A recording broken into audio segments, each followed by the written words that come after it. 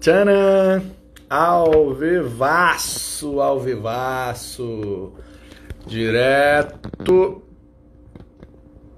da IB Guaranhuns, live da hora nona. E hoje estará conosco Pastor Diego Bravin. Ei Maurício, ei Kaique, beijo pra vocês, meus lindos. Tamo junto, garrado, pego, ligadaço nas 40 graus. Live da hora nona, hoje com a presença do brother Pastor Diego Bravin. Qual luz fica melhor? Essa amarela, essa branquinha ou essa mais ou menos? Branquinha? Aí ele aí, ó, já chegou. Pastor Diego. Que bênção, meu querido. Já chegou aí, ó, chegou chegando. E aí, meu Fala, amigo? meu queridão. Beleza? Beleza pura, Manuzão, meu camarada. É nóis. Rapaz, eu falei agora Esperar o pessoal chegando aí. falei com o Kaique do basquete agora. Ah, é? É, ele mandou uma mensagem agora, falou, rapaz, a live hoje vai ser top com o Manuzão. Eu falei, isso aí. Ele tá reunindo, Caí. Oi? ele reúne contigo, né? Cara, às vezes ele vem, ele agarrado comigo, igual um carrapato, né? Entrou agora. Então, assim, às vezes ele vem aqui, às vezes ele some. Mas Kaique é meu filho preto. É benção demais. E aí, meu brother? Qual é a boa? Tranquilo, meu amigo. Hoje foi um dia relaxado, graças a Deus. Só descansando para agora à noite. Pô, rapaz, aí sim, hein? Domingo é turbulento pra caramba pra você aí, né? Cara, mais ou menos, né? Hoje foi tranquilo, tive só uma reunião com o conselho 18 horas e o culto às 19, então 4 cultos, né? Uma reunião e 4 molejo. cultos.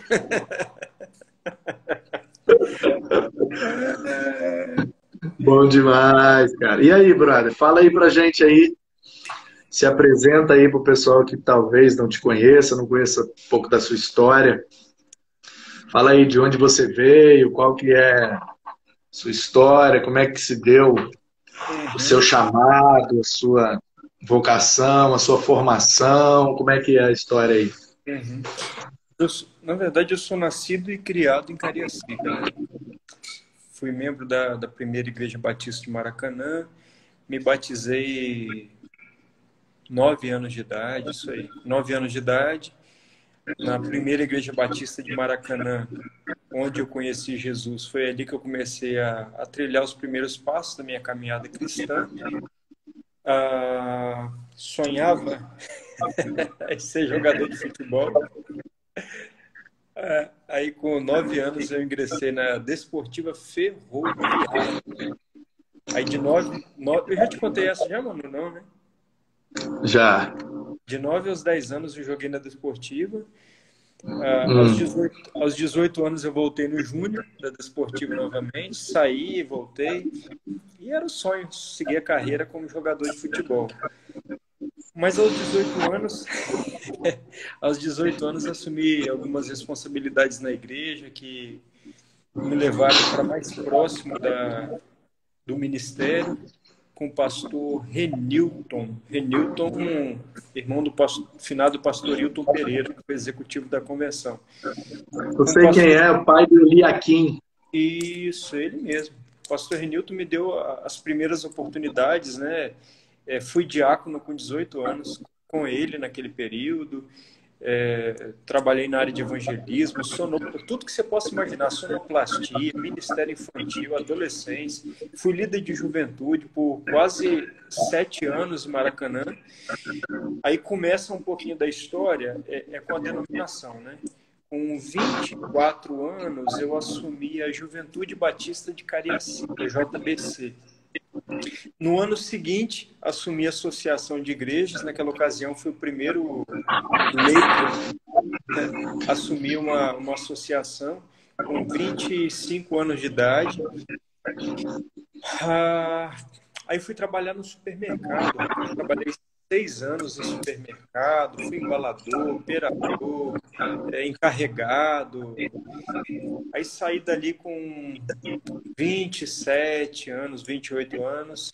Aí fui convidado para assumir o conselho da JUBAC, na ocasião. A Juventude Batista Capixaba estava sob intervenção e após a intervenção me convidaram para compor o conselho. Eu voltei à JUBAC, fui vice-presidente naquele ano, depois me tornei executivo por 3 anos. E ali eu comecei a ter algumas experiências com Deus.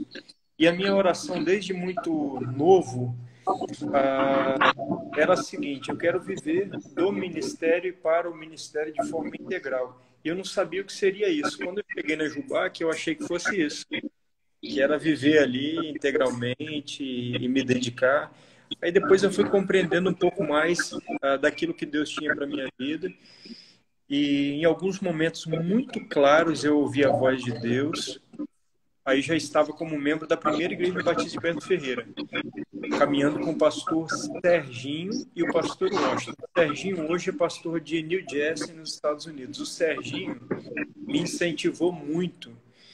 E aí no ano de 2009, 8 ou 9, se eu não me engano, fui para o seminário, cursei CETEBS, e no ano de 2011 eu fui ordenado ao ministério, no dia 9 de janeiro de 2011.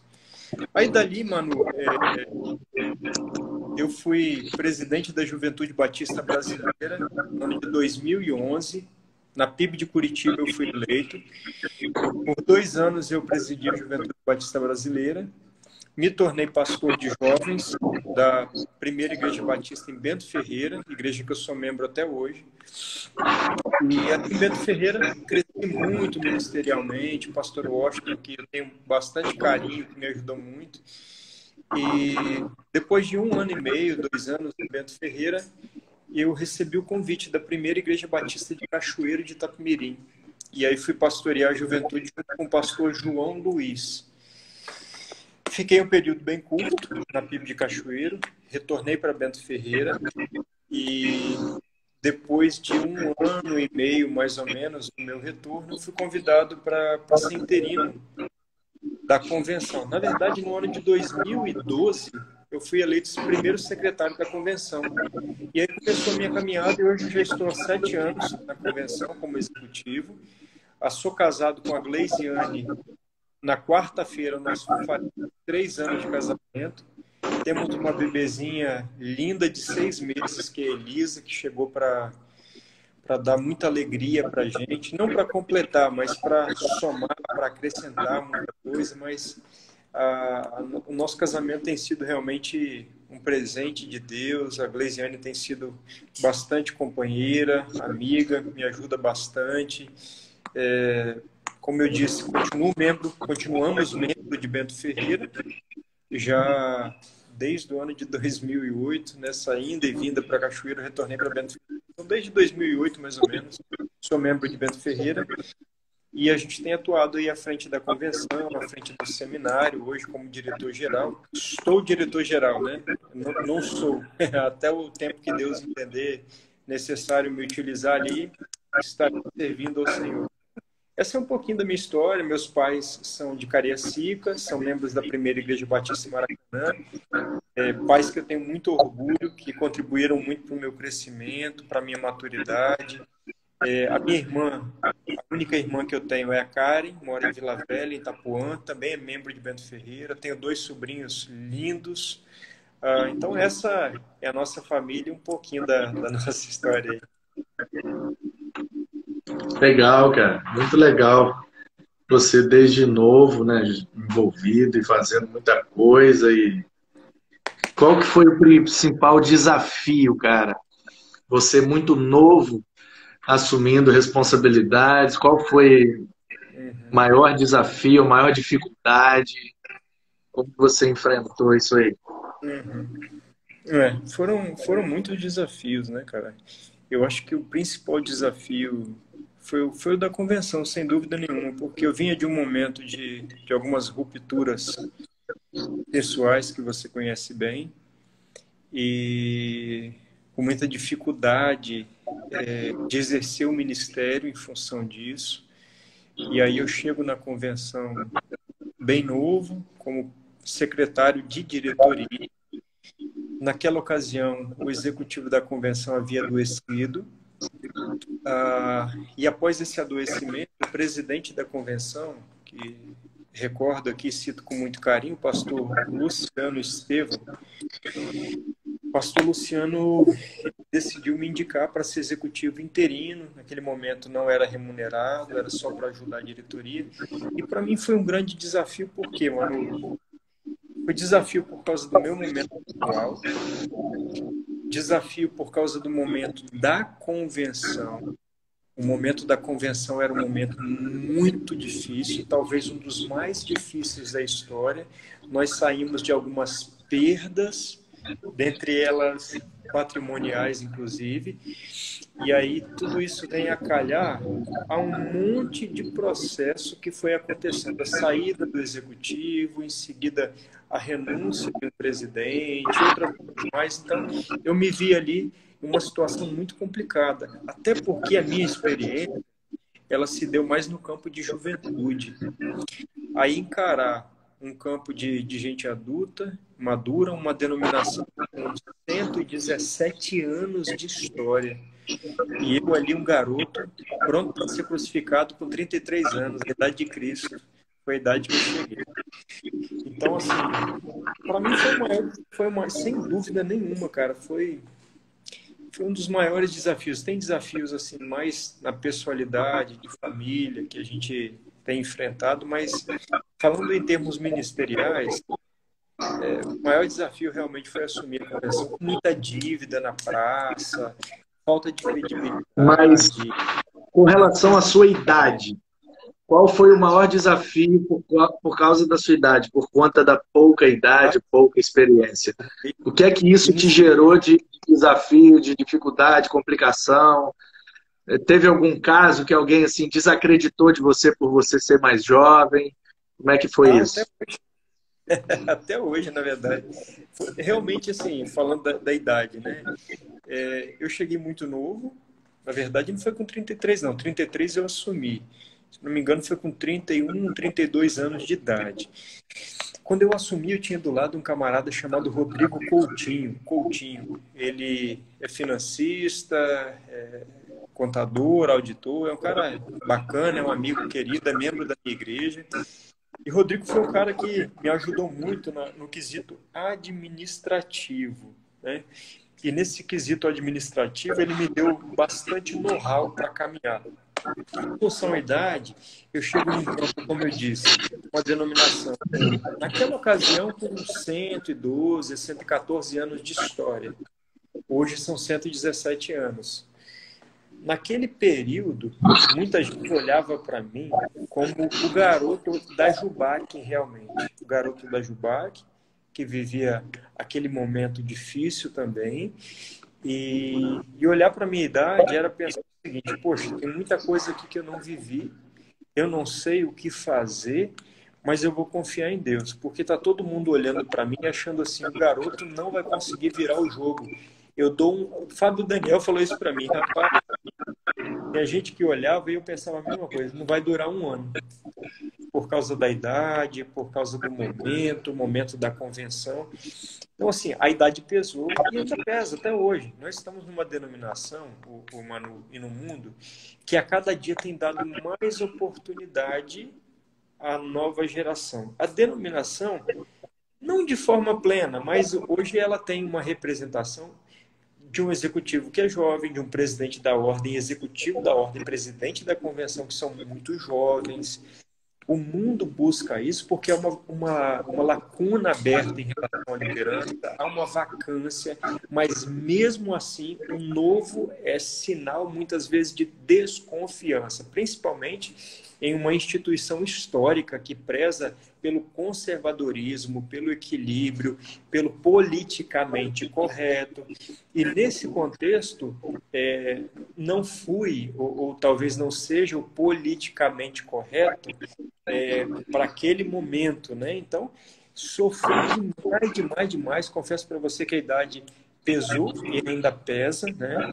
Porque se espera de um presidente da ordem, da convenção, do executivo, cabeça branca, jamais senhorzinho. Então, houve uma quebra de paradigma muito grande naquele momento e essa quebra gerou, assim, desconfiança demais. Então, eu sofri bastante. Hoje sofro menos, mas aquele momento foi desafiador, sim, em relação à idade. Mas o que a idade, a pouca idade, me trazia, assim, de insegurança, do desafio mesmo que você falou, é da experiência que eu não tinha. Entendeu? A falta de experiência na vivência de determinadas situações, eu vivi na juventude. Eu não vivi como um executivo de uma convenção onde temos aí quase 800 igrejas, quase 100 mil batistas, um campo de pastores, eu, um garoto vou fazer 10 anos de ministério o ano que vem, e eu não tinha aí nem 5 anos de ministério, nem 7 anos de ministério praticamente. Então, tudo era muito novo, eram pastores que eu já via lá na minha infância, ouvia falar, conhecia, e agora, de repente, eu estou do lado desses camaradas e como se nivelar eles. Aí, meu desafio foi o seguinte, continuar sendo humilde, continuar mantendo foco, e eu até te agradeço, cara, pela pergunta aí. Geralmente a gente bate papo e ninguém pergunta da nossa história, né? Lembrar da história é trazer a memória que nos dá esperança. E quando eu olho para trás, olho para a minha história, isso me dá muita certeza de quem eu sou e não me permite me corromper diante de algumas estruturas e momentos da minha vida. Então isso me fortaleceu muito diante do desafio e me fortalece até hoje. Olhar para trás, olhar para a minha história, saber quem eu sou. Isso foi o que mais me encorajou. Todas as vezes que eu me lembrava do garoto lá de Maracanã, Cariacica, trabalhou no supermercado, que teve uma história, que tem um pai, uma mãe, uma irmã, que tem amigos, que cresceu em tal comunidade, que teve as tais experiências. Então aquilo, mano, toda vez me fazia lembrar, cara, com muita esperança de que o coração humilde de servo me ajudaria a vencer e me ajudará ainda a vencer os desafios que vêm pela frente. Pois é, cara. Muita gente olha para quem está na frente, liderança, e para quem está mais exposto, e procura sempre algo para criticar. Raramente alguém olha e procura algo para elogiar, para dar um voto de louvor. E eu acho impressionante isso, que você, um menino crescido em Maracanã, Cariacica, periferia, sem muito lastro, sem herança, né? Você não recebeu dos seus pais nenhuma herança financeira, nada que pudesse te projetar. É claro que eles te deram a fé, te deram os princípios, os valores, e você usou isso, e mais a sua fé e a sua perseverança em Deus. E assim, eu acho impressionante isso, que você, enquanto morava em Maracanã, enquanto crescia em Maracanã, eu tenho absoluta certeza que você sonhava em crescer, em ser alguém na vida e tal, como seu sonho era ser jogador de futebol, você imaginou um dia ter uma qualidade de vida muito boa. Mas eu acho que não passou nos seus sonhos que você, por volta dos 30 anos, sairia de Maracanã para morar na Praia do Canto, num apartamento que você mora aí, tendo um estilo e uma qualidade de vida que você tem saindo de Maracanã. Quer dizer, se você conseguiu, outros também podem conseguir. Uns conseguem pela via do profissional, outros pela via do empreendimento, outros pelo esporte, pela arte, seja por que via for, mas dentro da legalidade, os meninos hoje estão muito assim, fadados a pensar que a realidade deles não pode mudar. Ah, se eu nasci aqui, eu cresci aqui, eu sou obrigado a morrer aqui, eu não posso melhorar, eu não posso progredir, porque tem um sistema que trabalha contra mim, porque tem toda a questão de preconceito e de injustiça social, então eu nunca serei nada, nunca terei nada. Então, cara, a gente precisa de fato jogar luz nessas questões, e principalmente nessas características da nossa história, que mostra como o evangelho, porque se não fosse o evangelho, você não estaria aí onde você está. Talvez você estivesse num ramo profissional, talvez você estivesse lá como gerente do mercadinho lá do bairro, e um puxadinho ali na casa do seu pai. Você estaria satisfeito, feliz e tal, mas, sabe, as coisas que o reino de Deus, e quando a gente se lança de cabeça mesmo no que Deus tem para nós, a maneira como ele transforma a nossa história e nos dá a qualidade de vida, e nos dá realmente a vida abundante que ele nos prometeu. Eu também jamais imaginei. Os meus sonhos, cara, de criança, geralmente o pessoal pergunta, né? Qual é o meu sonho? Qual é o seu sonho? O que é que você sonha e tal? Cara, questão ministerial, a gente vai progredindo e vai sempre sonhando com algo a mais. Ministerialmente, eu ainda tenho alguns sonhos por realizar.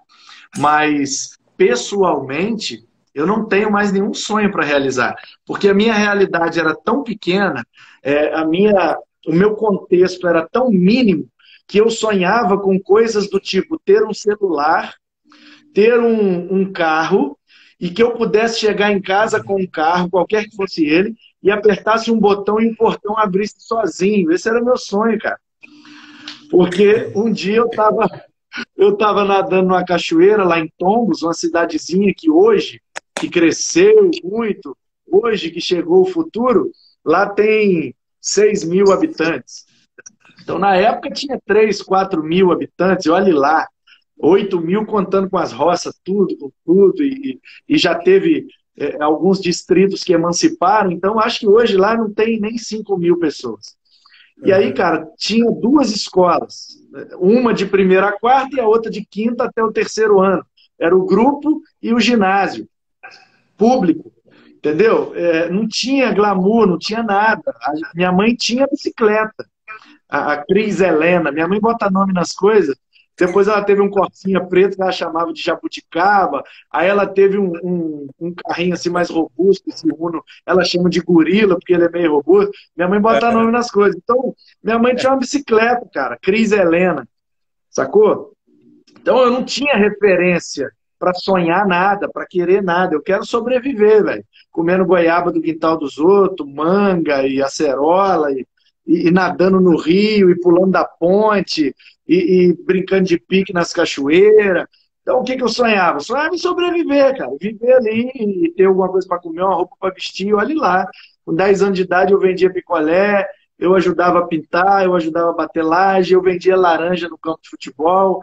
Eu tinha que fazer muita coisa para chegar num sábado à noite e ter condição de comer um hambúrguer e beber um Guaraná Taí lá no centro da cidade, comprar um drop de bala house e querer dar um beijo nas meninas lá.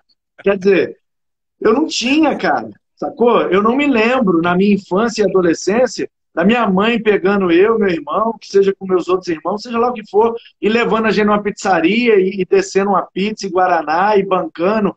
Eu não tive isso, cara. Tive isso. Eu fui sair para restaurante, eu já era adulto. Entendeu? Com eu pagando a conta. Então, cara, sacou? Eu estava nadando numa cachoeira e um médico lá da cidade, e os ricos da cidade eram os médicos, ou os políticos. Tinha um advogado, que era rico, de Lermando lá, promotor, tinha uns 2 médicos que era rico, doutor Tadeu, doutor sei lá quem, e aí eu estava nadando numa cachoeira e veio um médico desse aí com um Monza. O Monza era o Corolla daquela época. O cara veio com um Monza, meu irmão, 4 portas. Eu nunca tinha visto carro de 4 portas. O cara veio com um Monza 4 portas, parou na porta da garagem assim, ó, e eu nadando no rio, fiquei parado, eu sempre gostei de carro. Fiquei assim no barranco, olhando ele entrando na casa dele, morava na beira do rio e tal. O cara apertou um botão, velho, e o portão abriu sozinho. E o cara entrou com o carro, o portão fechou. Eu falei, caraca, minha casa nem tinha portão, nem tinha garagem. Eu falei, caraca, meu irmão, um dia, aí olha o pensamento da criança pobre. Um dia, meu irmão, que eu tiver um dinheiro, caraca, eu quero ter um carro e um portão que abre e fecha sozinho. Cara, e aí em Guarapari, velho. Quando eu mudei para um apartamento em Guarapari, que graças a Deus o Senhor me deu condição de comprar, eu Amém. tenho um imóvel. Quer dizer, minha mãe foi ter o primeiro imóvel dela, baratinho, pequenininho, só depois de aposentar. Pô, eu, antes dos 30 anos de idade, ter condição de ter um imóvel próprio na Enseada Azul, Guarapari, rapaz, nunca sonhei com isso, velho. Isso aí é bênção demais de Deus, entendeu? Me tirar da periferia, me tirar do interior da roça, do não sei o quê, e me trazer para morar capital, para viajar todas as capitais do Brasil, conhecer várias culturas, e hoje ter meu carro e chegar no apartamento ali, apertar o botão. Rapaz, toda vez que eu paro na porta da garagem e o portão abre sozinho, eu lembro, cara, que eu era uma criança olhando aquilo como algo inalcançável. E hoje eu vivo essa realidade. Como não ser grato a um Deus que pega a gente do nada, velho, e bota a gente numa qualidade de vida que a gente jamais imaginou? Então a gente tem que lançar a luz mesmo nessas coisas. E Não, glória a sem Deus, cara, pela sua história, pela maneira como Deus trabalhou em você, através de você, e te proporcionou hoje você ter uma qualidade de vida infinitamente melhor do que você tinha quando era criança. Então, cara, eu estou falando assim, só em termos econômicos, né, financeiros. Mas isso também é sinal da bênção de Deus, a prosperidade em todos os sentidos e em todas as áreas da nossa vida. Não, bacana, mano, o destaque que você deu aí. Realmente, às vezes eu me pego conversando com a minha esposa e falando exatamente sobre isso, né, amigo? Quem diria, o garotinho lá de Maracanã tinha muitos sonhos, mas confesso para você que nunca sonhei ser executivo de convenção, executivo disso, daquilo. Era um jovem com algumas ambições, como outros jovens também, quero galgar isso, galgar aquilo, mas nunca me imaginei dessa forma, nunca me imaginei pisando em alguns locais, conversando com algumas pessoas, estando diante de algumas autoridades e usando a expressão que você acabou de utilizar, realmente tem que dar luz a isso e os créditos, é claro, do Evangelho que transforma, que redime, a um Deus que realmente direciona a vida da gente quando nos disponibilizamos viver para Ele. Hoje eu estava lendo um texto exatamente sobre isso. Você quer ter vida? Se você quiser ter vida, você precisa de seguir a Jesus, esvaziar-se a si mesmo, e aquele que morre para Ele ou com Ele terá vida assim com Ele. Eu acho que cristianismo é exatamente isso aí, amigo, e realmente a gente galgou muitas coisas, não porque somos bons, Rapaz, olha merecemos. quem tá na live aí, ó. Você acabou de falar dele, ele nem viu. O Serginho acabou de entrar aí. Serginho Abdala, meu figuraça. Ó, eu vi passando aí, ó. Eu vi o Salmo, que é lá de Flechal, que te conheceu, o Tempão já falou aí. Eu vi o pastor Valandro Júnior, passou aí. Eu vi o Adonias Júnior passando por aí. Agora o Serginho. A galera Minha, tá tudo aí, velho. minha digníssima esposa também, rapaz. É, falou aí que te ama. Top demais. É mulher da minha vida. Mas é isso aí, Manuzão. Você tem toda a razão. A gente tem que jogar essa bola para cima realmente e anunciar esse evangelho. Eu acredito que o justo ele vive realmente pela fé. E eu sempre utilizo, ou faço uso da história do Abraão. O camarada ele foi cegamente para a direção que Deus estava mandando. E eu acredito que a vida do cristão é assim também. É o que aconteceu com você, o que aconteceu comigo e muitas outras histórias. O Deus que a gente crê, ele é capaz de mudar, de direcionar, de dar novos rumos, construir novas histórias. Na minha fase e na minha adolescência, eu conheci muita gente, tive muitos amigos como você também. E acredito que você também perdeu muitos. Eu perdi muitos amigos, cara. Muitos amigos assassinados, no mundo das drogas. E graças a Deus, nada disso aconteceu nem comigo, nem com você, porque escolhemos um outro caminho. E eu louvo a Deus porque Ele mesmo me direcionou a esse caminho. Eu ouvi a voz dele, fui sensível, fui obediente. A gente erra muitas vezes, mas o coração está inclinado a fazer a vontade de Deus e Ele honra. Aquele que obedece a Deus, ele honra sem dúvida alguma. É claro que os nossos erros também trazem algumas correções para que a gente possa ser disciplinado, para que a gente possa se ajustar. Então, os erros contribuem para o crescimento e contribuíram para a minha vida também. Mas um coração humilde, reto e obediente, Deus honra sem dúvida alguma. Benção. Eu Abdala tô perguntou aí quais são as lições que você tem tirado aí nessa crise. Rapaz, eu tô lendo o Serginho aqui, eu tô perdido, cara, entra aqui pra zoar, né? Ah, rapaz, são muitas lições, né, Manu? Tanto para a vida pessoal, no sentido pessoal que eu digo, no sentido de sonho, de planejamento, de construção. Por incrível que pareça, o momento ele não apaga o sonho de forma nenhuma. Pelo contrário, ele realça o sonho da gente. E a nível espiritual, eu tenho podido me aproximar mais de Deus nesse momento, sonhar também com novos projetos. A crise ela traz oportunidade, sem dúvida nenhuma. E a oportunidade é realmente de, neste silêncio, poder ouvir uma voz única. Eu estava pensando nisso esses dias, e conversando até com o Leandro de Afonso Cláudio, ele me fez pensar em uma coisa. Ele falou: rapaz, acabou até a poluição em São Paulo, você consegue ver o céu. É verdade, as águas estão paradas, sem agitação, o céu está aberto, a natureza ela respira um pouco melhor, o mundo respira diferente, o mundo tem um outro prisma, e eu acredito que a crise, ou os desafios da crise, na verdade, nos fazem a cada dia a refletir mais sobre a vida, sobre o propósito e sobre a missão que a gente tem. E em termos ministeriais, eu acredito que tem sido um tempo muito bom. Por incrível que pareça, tem sido um tempo muito bom, porque é no meio da prova, mano, que a gente cresce. É no meio da prova que a gente começa a experimentar, através da dependência do Senhor, os milagres. E eu digo para você, eu tenho experimentado milagres em meio a essa tempestade. Verdade, cara. Concordo plenamente e assino embaixo. E como diretor, como o executivo da Convenção Batista do Espírito Santo, quais são as ações que vocês têm feito? Qual é a perspectiva de trabalho que vocês têm nesse momento? Como que vocês estão respondendo a essa crise? Então, mano, o primeiro cuidado já se deu lá no dia 19 de março, quando a diretoria entendeu a necessidade de determinar as organizações da convenção e as atividades da própria convenção, a suspensão. A partir dali, mesmo sem saber o que viria, e você participou desse processo também, você conhece bem, dia 22 de março, a gente já havia feito um checklist daquilo que seria cortado.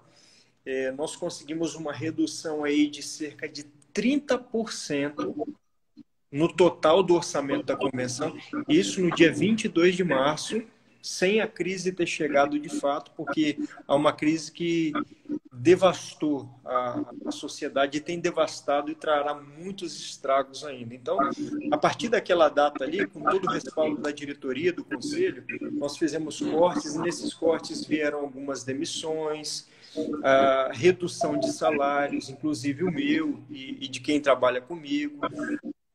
Os contratos que a gente tem terceirizado, todos eles foram baixados.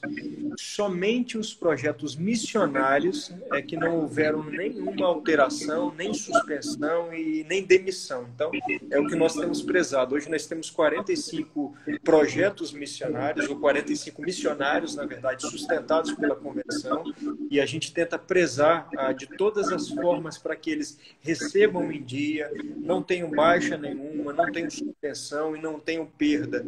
E, paralelo a isso, a coordenação do MEVAN, que é o pastor Fábio Daniel, que tem feito um excelente trabalho à frente da convenção, tem dado todo o monitoramento, pastoreio, tem estado à disposição dessas famílias diante de qualquer necessidade. Quanto à questão das ações da convenção, é necessário uma leitura do momento. E a leitura do momento sensível se dá primeiramente no cuidado emocional. Esse é o meu entendimento, emocional e espiritual. Diariamente, da mesma forma que você tem feito, e eu sei que você tem feito isso porque a gente conversa bastante, tenho ligado para pastores, não somente com interesse disso ou daquilo, mas exatamente para saber como eles estão. Então, são os primeiros cuidados: cuidado emocional, espiritual Pensando nisso, a convenção ela começa a ter uma nova proposta diante do momento. A proposta qual é? É não ser o que todos são, ou fazer o que todos estão fazendo. O que todos estão fazendo? A igreja faz culto, live de adoração. Isso não é o papel da convenção. O papel da convenção é servir as suas igrejas como? Treinando e capacitando. Isso que diz a letra do Estatuto da Convenção. E ser um órgão orientador. Há um questionamento muito grande. A convenção não disse se a igreja tem que fechar ou se tem que abrir. Não, não é a convenção que diz se a igreja tem que fechar ou abrir. A convenção orienta. E a nossa orientação, desde o dia 22 de março, tem sido seguir todos os protocolos estabelecidos pela OMS, Secretaria Ministério de Saúde, órgãos de vigilância, governo federal e governo estadual. Então, essa tem sido a direção da convenção para com as suas igrejas. Agora, pensando em relação a ações, ok. A primeira ação foi a ação administrativa. Não tinha como fugir disso. E até hoje nós estamos aí estudando algumas coisas e fazendo ainda mais reduções, porque houve queda. Como há queda na igreja, há também na convenção. O segundo momento é pensar em algo para que a peteca não venha cair, para que a bola não venha furar nesse momento. A gente precisa manter o pires aí na mão, sem cair, sem quebrar, e para fazer isso é preciso colocar a cara e dizer assim, ó, a gente está vivo, a convenção não parou. A igreja somos nós, aonde estivermos somos igreja, então a igreja não está parada. E aí algumas ações, como por exemplo, lives. A gente não está fazendo live por fazer. As lives que estão sendo feitas são direcionadas. Quando o irmão entra lá no YouTube ou no Facebook ou no Instagram, na verdade no YouTube e no Instagram e no Facebook é que se encontra as lives que já foram gravadas. Todas elas são direcionadas pontualmente. A gente começou com o quê? Saúde. Aí abordamos a questão física com o professor de educação física, médico de sono, psiquiatra, psicólogo, nutricionista. Aí começamos uma outra campanha para a família, lives direcionadas à família, o cuidado com o idoso dentro de casa, com crianças, vida conjugal, porque há uma explosão dentro dos lares. Aí pensamos sobre pastor em tempo de crise, colocamos algo no ar. Aí iniciamos uma série denominacional também nesses últimos dias. E pensando na realidade de ser igreja e cumprimento de missão, lançamos aí uma campanha chamada Esperança, e eu quero até agradecer a sua igreja aí de Guaranhuns, os irmãos que estão nos acompanhando, que aderiram muito bem. Fizemos um desafio na sexta-feira que antecedeu a Páscoa. A Igreja Batista de Guaranhuns abraçou e fez um vídeo bacana, né? Que a gente vinculou aí também. Então, muitas ações voltadas para a questão emocional, espiritual e para fomentar o despertamento nesse momento, para que não haja apatia, mas para que haja assim, a autoridade, para que haja engajamento, mobilização na questão missionária, fazer desse momento um momento de evangelização. Então, as ferramentas que a convenção tem utilizado nesse momento para alcançar são através dos meios que nós temos. Recentemente, agora, nós lançamos o Semear EAD, juntamente com o CETEBS, o nosso seminário que não parou as suas aulas. Nós temos alguns cursos gratuitos, o pastor Manu, inclusive, tem ajudado a gente aí. Nos próximos dias, nós estaremos lançando a Escola de Líderes Digital, edição especial. Será na associação Aibanes. Como que nós vamos fazer isso? É só por associação, não está aberto para todo mundo. A associação ali, ela tem um link para se inscrever e nós vamos fazer por salas no Zoom. Durante um mês, nós vamos fazer aquilo que nós faríamos em um ano. Estaremos lançando aí também, da mesma forma, o Semear de forma digital, edição especial. Educadores estão nos ajudando diretamente. A irmã Gilciane Abreu, que é ministra da PIB de Vitória na área de juventude, que é educadora cristã, está nos auxiliando nesse projeto, nesse momento, de forma voluntária, junto com a equipe do CETEBS, como eu disse. E aí nós estaremos oferecendo às igrejas treinamento, capacitação, reciclagem nesse momento. Temos também um projeto com psicólogo atendendo, já lançamos aí algum tempo atrás, e não é só para pastor, é para qualquer membro de igreja que tiver uma necessidade. O pastor Fábio Daniel, que também é psicólogo, está atendendo gratuitamente através das ferramentas que nós temos. Então, são muitas coisas acontecendo, a nossa equipe está engajada, o escritório está funcionando de 9 horas até as 16 horas, nós temos 4 colaboradores lá dentro, usando álcool gel na entrada e na saída, máscara em salas separadas, com toda a higiene, com toda a segurança, para atender as nossas igrejas dentro das suas necessidades. Então, a convenção tem atuado normalmente, é claro que não presencialmente, fisicamente como antes, mas nesse novo formato, tentando ser uma nova convenção para um novo tempo. E no dia 5, Manu, de junho, que se eu não me engano vai ser numa sexta-feira, nós vamos lançar a nossa campanha de missões estaduais. A grande preocupação em todo o Brasil, como fazer campanha diante desse quadro. Da mesma forma que nós fizemos a campanha Esperança, nós vamos fazer a campanha para a igreja. A igreja não vai deixar de fazer, só que é um momento diferente. Então, na sexta-feira, dia 5 de junho, nós vamos explicar como pagar, como é que eu vou transferir uma oferta, como é que eu vou pagar, não tem banco, não tem não sei o que, a gente vai utilizar PicPay, número de conta, boleto eletrônico, vai mandar pelo correio, a forma que a gente puder utilizar para alcançar a sua igreja, nós vamos fazer. Os materiais serão todos digitais, para que cada membro tenha acesso também. Não adianta imprimir papel, material e mandar para a igreja, que nesse momento a gente não acredita que vai ser eficaz, então toda a campanha vai ser digital nesse momento. Nós teremos lives com missionários, campanha de lançamento no dia 5, como eu disse. Nós temos uma temática muito bacana que discípulo faz discípulo. Já temos um alvo, então tem muita coisa bacana que vem pela frente aí. Legal, que bênção. Isso aí, a convenção sendo relevante e presente mesmo em meio às dificuldades. E é exatamente esse o papel mesmo, porque se no meio da dificuldade, quem está na liderança surtar e chutar o balde, aí a turma que está sendo liderada não tem mesmo referência, não sabe nem para onde ir, né? Então, na hora da dificuldade, é aí que a gente, como dizem, separa os homens dos meninos, né? Tem gente que aguenta pressão até um determinado limite, e a partir dali só vai aquela turma que realmente vai perseverar, vai prevalecer e vai deixar um legado, porque quem aguenta mais pressão é que vai conseguir, com resiliência, continuar caminhando apesar da dificuldade, né? É verdade. Então, Diegão, faltam aí 15 minutos para terminar a nossa live, ainda dá tempo de fazermos duas coisas. Eu tenho pregado no versículo preferido do convidado, e também gostaria de dar a oportunidade, já que você contou a sua história, falou da Convenção Batista, dos trabalhos que vocês vêm realizando, eu penso que essas informações são muito relevantes, porque às vezes o pessoal fica olhando de fora, acha que nada está sendo feito, né? E para criticar tem um monte, mas para elogiar são poucos, às vezes nenhum.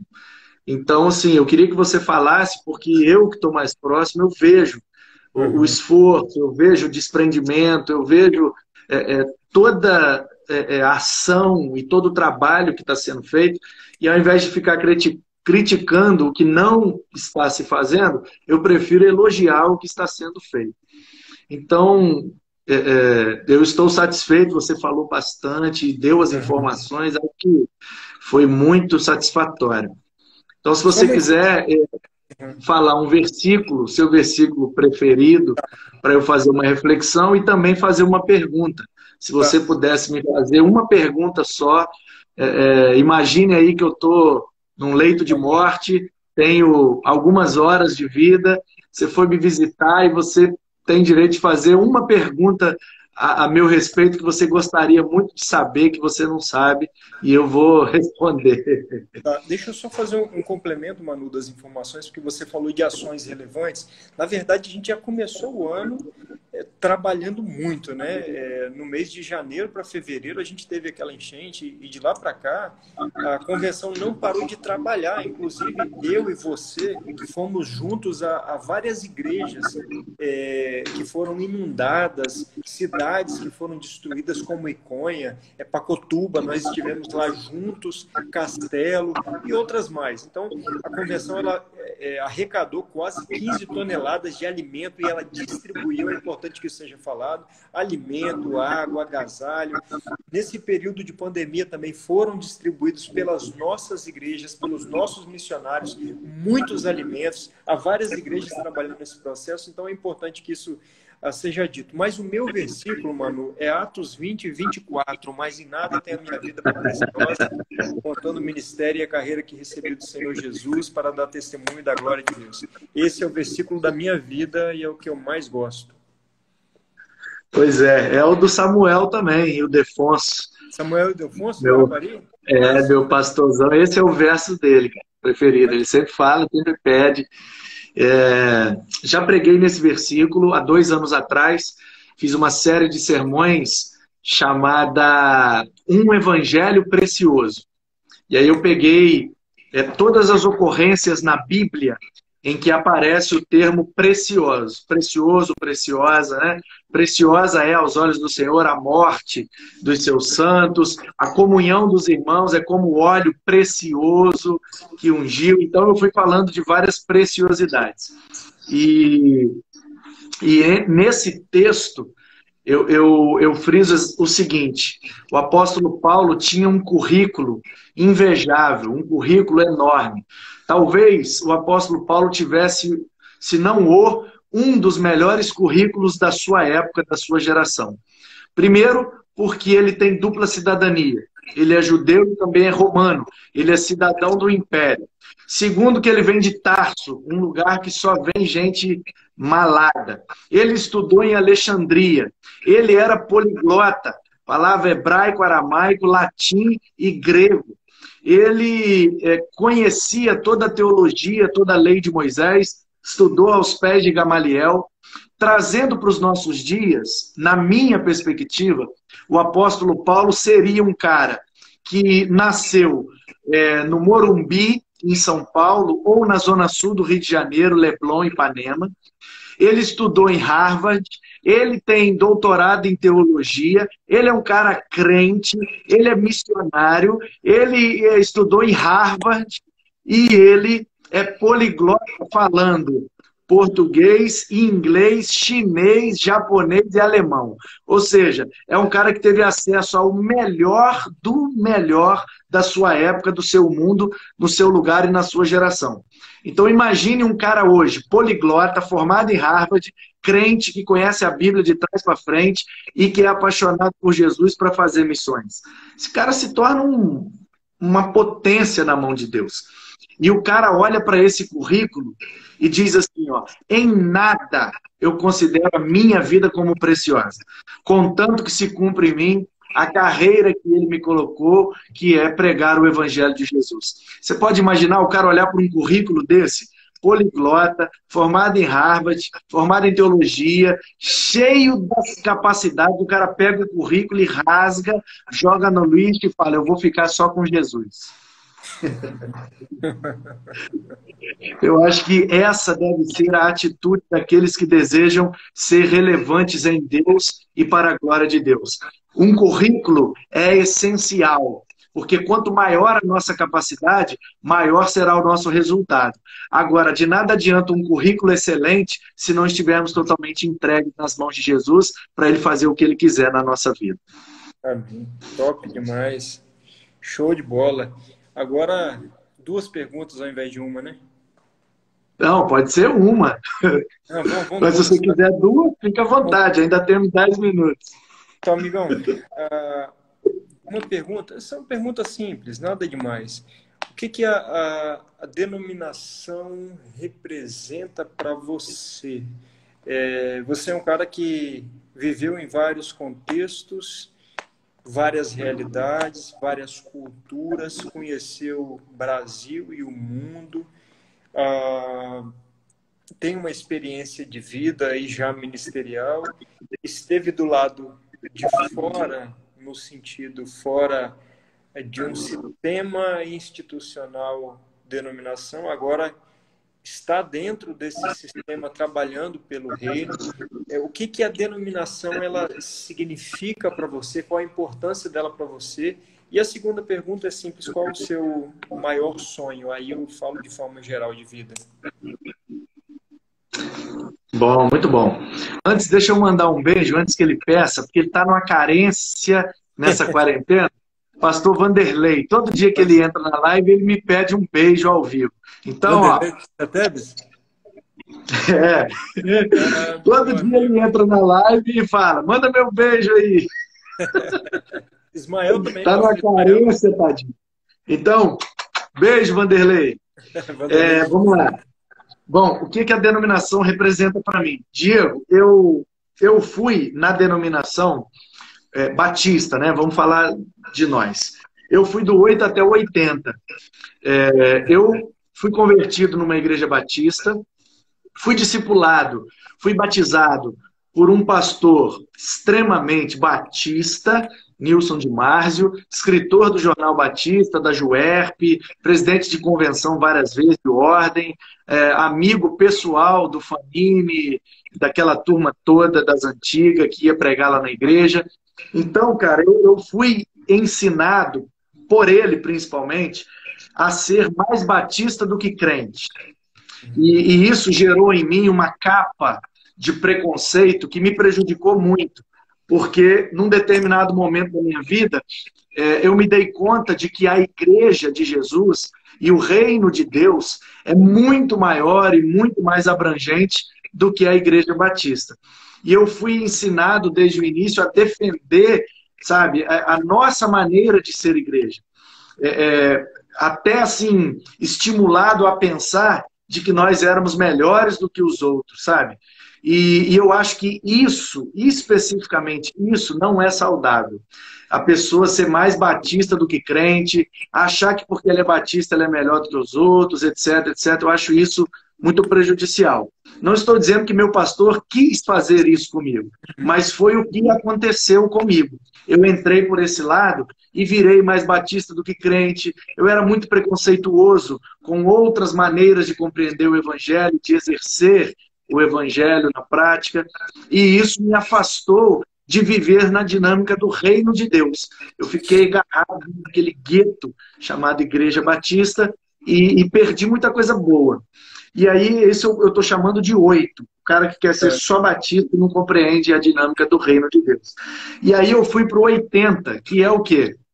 Quando eu fui para São Paulo, eu conheci a IBAB, eu conheci a Bola de Neve, eu conheci vários outros projetos e igrejas que, como skatista, eu tive acesso a diversas maneiras de ser igreja. Eu conheci o underground cristão no CENUC, o Congresso Nacional do Underground Cristão. Eu conheci o Ministério Avalanche aqui do Diniz, conheci a galera do Caverna de Adulão, conheci uma galera que vivia um evangelho de uma maneira muito diferente daquela que eu recebi do meu pastor.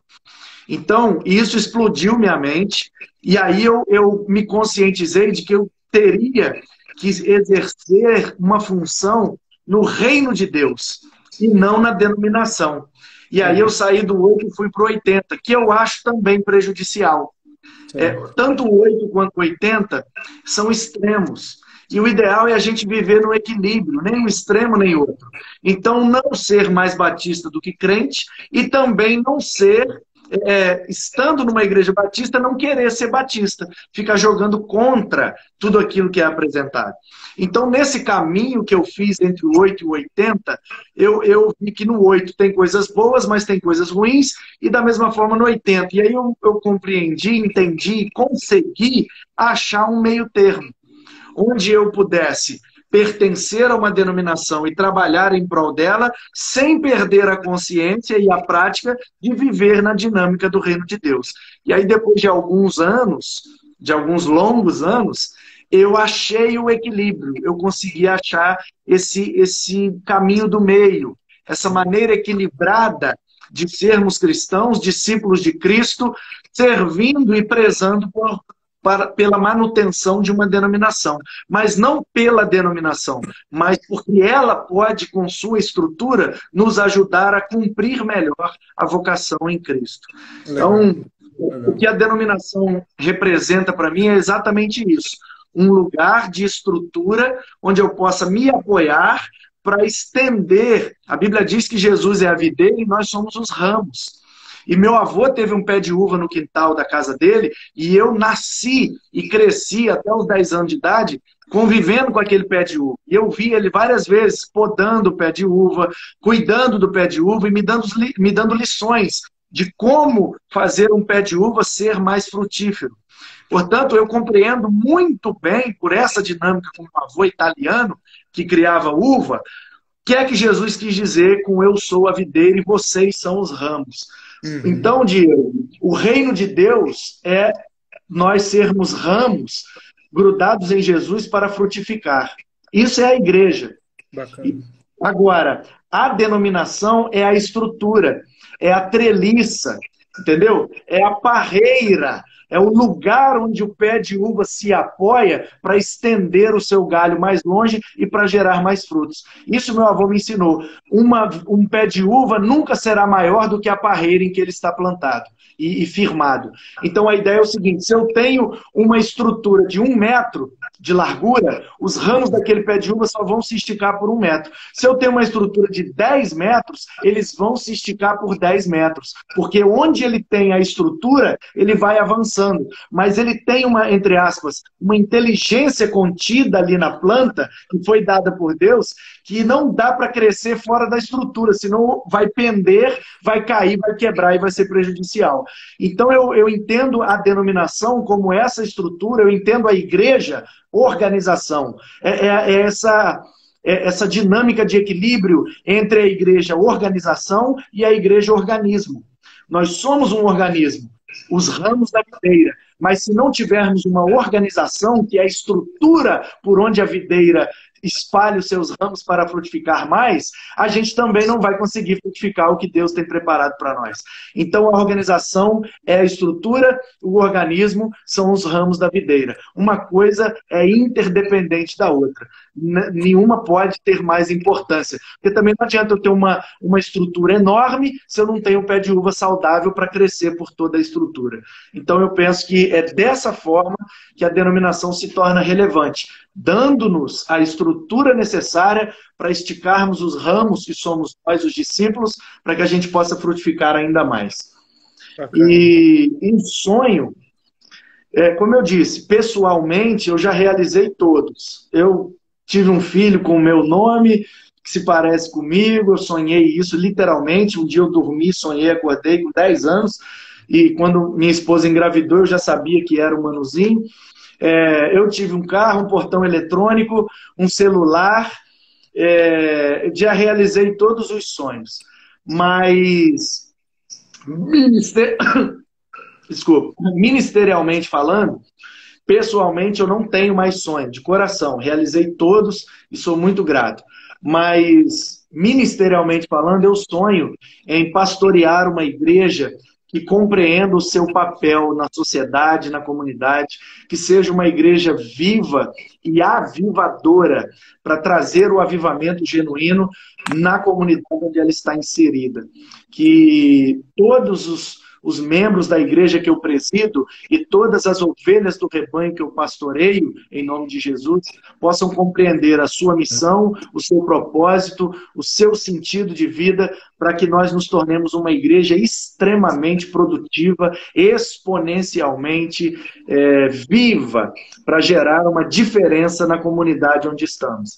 A gente tem feito alguma diferença aqui em Guaranhuns, mas ainda há muito por ser feito, e eu sonho com uma igreja que compreende a essência de ser igreja, uma comunidade onde as obras da carne não vão sobrepor ao fruto do Espírito, para que a igreja seja extremamente frutífera e próspera em Deus e para a glória de Deus, usando arte e tecnologia a serviço do reino de Deus. Esse é o meu sonho ministerial. Não tem a ver com quantidade, não tem a ver com tamanho, tem a ver com eficiência na comunidade.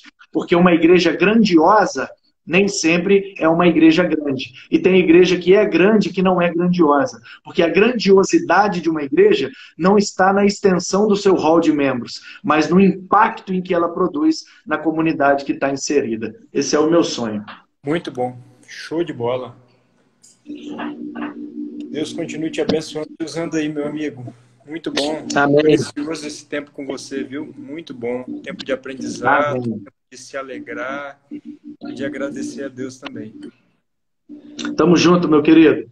Fica na paz, tá bom? Valeu, cara. Deus abençoe. Um abraço. Dá um beijo aí na Glaze, nessa menininha linda aí, que tá cada dia mais bonita, comendo laranja.